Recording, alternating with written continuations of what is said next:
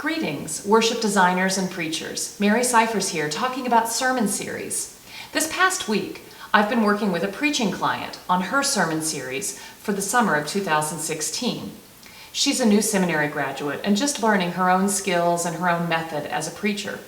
She asked me, well, how can I possibly do a sermon series when no one comes to church week after week after week? And I realized I should talk to you about my philosophy of sermon series. My colleague, my client, my friend is right. We can't do sermon series anymore that assume people are with us every single week of the church year. It's not realistic. It's not the ministry that we are embarking upon.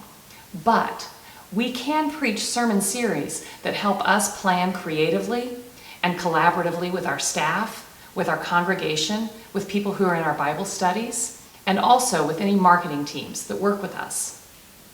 Sermon series can free us up as we focus on one theme or one series of scriptures over a long season or over a month, but they shouldn't hold us hostage week after week after week. I use a sermon series to focus my creativity and expand a scripture in a way that I wouldn't be able to if I just preached one scripture each week without reference to the previous weeks. But I don't reference those previous weeks in a way that excludes any listener who missed a previous week or who won't be attending the following week.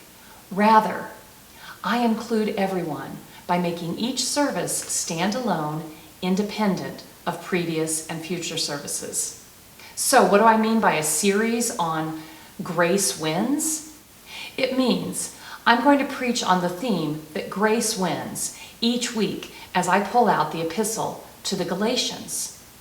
Now, I'm not going to say, well, last week, as we all know. No, that just excludes people. I'm just going to keep talking about grace. And at the end of the sermon, I will probably give a teaser in hopes that someone will attend the following week. Want to know more about how grace wins?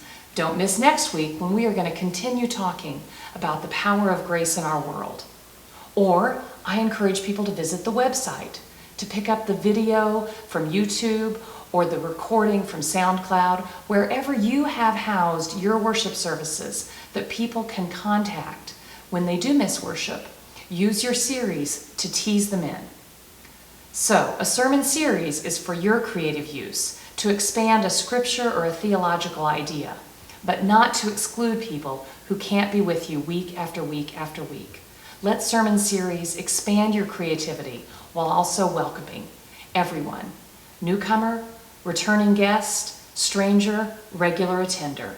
All are welcome in the worship of God. This is Mary Scifres. Visit me at maryscifres.com to learn more or discover new resources to expand your creativity.